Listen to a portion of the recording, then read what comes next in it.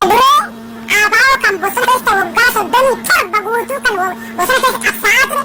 naannoo Sigimoorra dhalataas Mahammadaniin Sigimoo namoonni baay'ee namoonni Sigimoo keessatti hundi jara qabsaa'aa